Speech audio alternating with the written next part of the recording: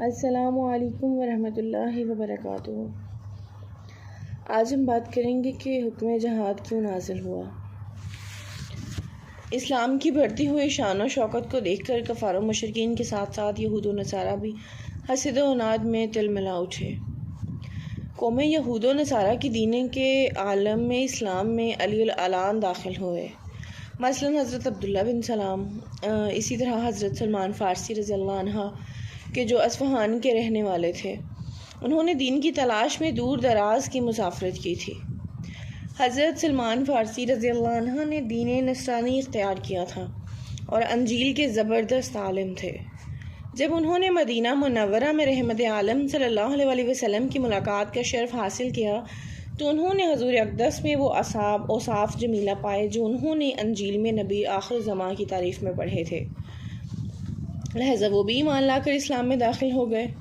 علاوہ ازیں روزانہ گھروں کے گرد و امنتے ہوئے سیلاب کی طرح آتے اور شمع نبوت و رسالت پر پروانہ وار نچھاور ہوتے تھے، لہذا ادیان باطل کے سرغنا کے سروں پر خون سوار ہو گیا۔ مدینہ منورہ کے مشرکین و یہود نے مکہ معظمہ کے کفار و مشرکین سے رابطے بڑھا دیے اور اسلام دشمنی پر ہاتھ میں لائے اور اسلام کی بیخکنی کے لیے کمر بستہ ہوئے۔ مکہ معظمہ، خیبر وغیرہ مقامات پر فوجیں تشکیل دی جانے لگیں،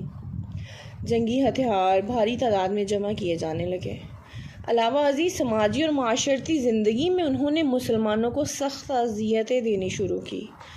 ظلم و جفا کا بازار گرم کیا، بلکہ مسلمانوں پر ظلم کرنے میں فخر اور فلاح محسوس کرنے لگے۔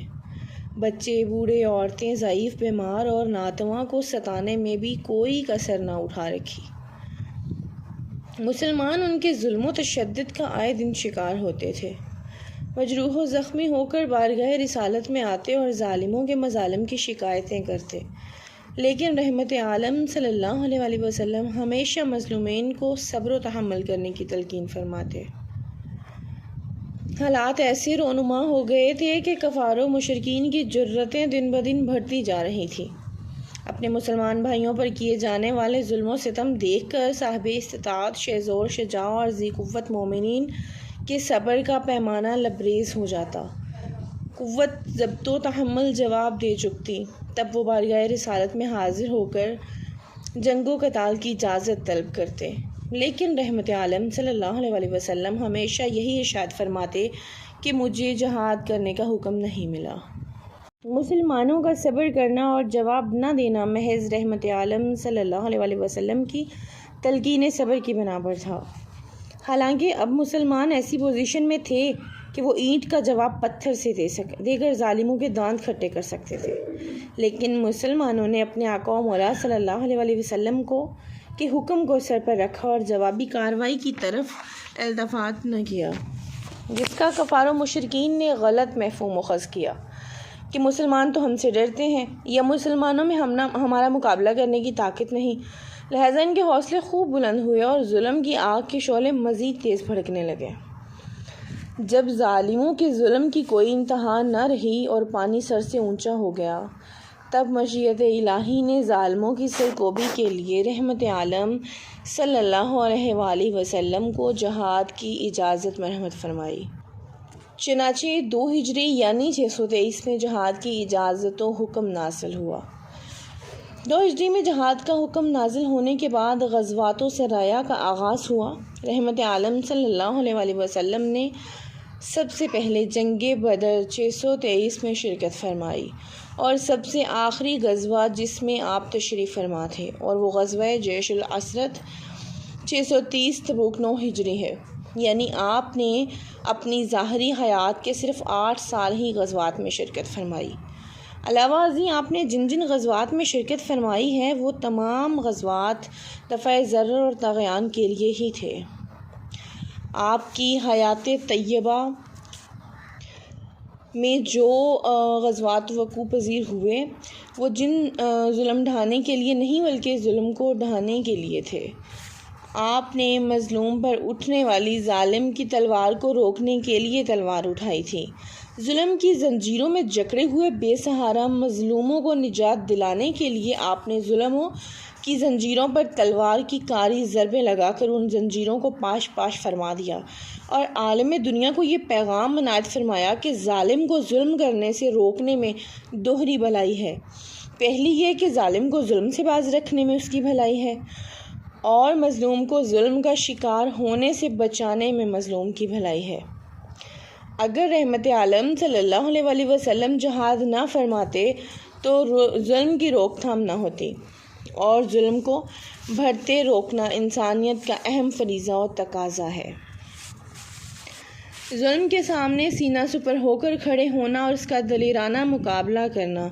بہادری کی علامت ہے، اور اس کے برعکس ظلم کو دیکھ کر گھٹنے ٹیک دینا اور سر پر ہاتھ دھرے بیٹھے رہنا بزدلی اور کاہشی ہے۔ اس قسم کی بزدلی دکھانے سے ظالم کے حوصلے اور بڑھیں گے اور معاشرے سے امن و امان دائمی طور پر رخصت ہو جائے گا۔ اپنی حقیقی دختر کو اپنے ہی ہاتھوں زندہ دفن کر دینا، شراب کے نشے میں دھت ہو کر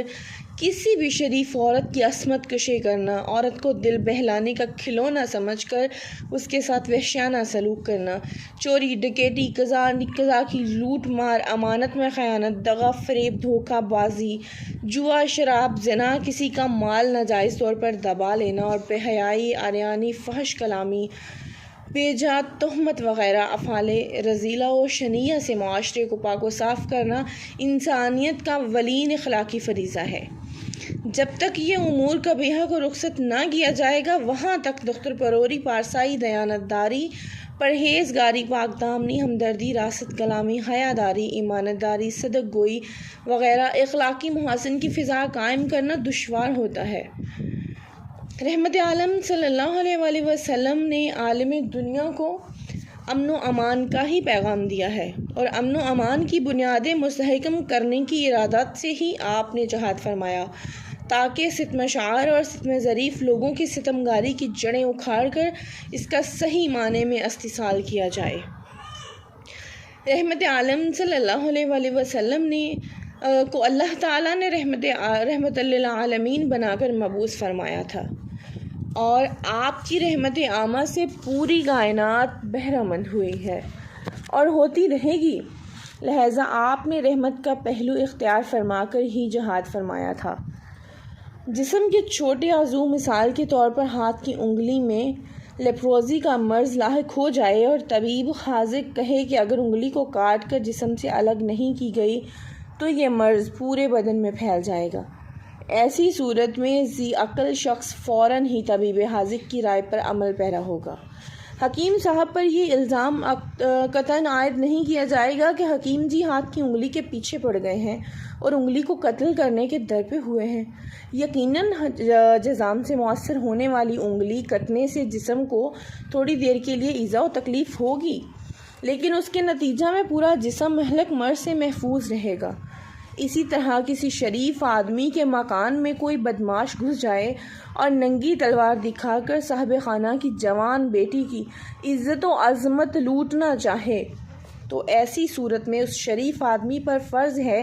کہ وہ اپنے ہاتھ میں تلوار تھامے اور اپنی نور چشم کی عصمت و عفت کی حفاظت کرے۔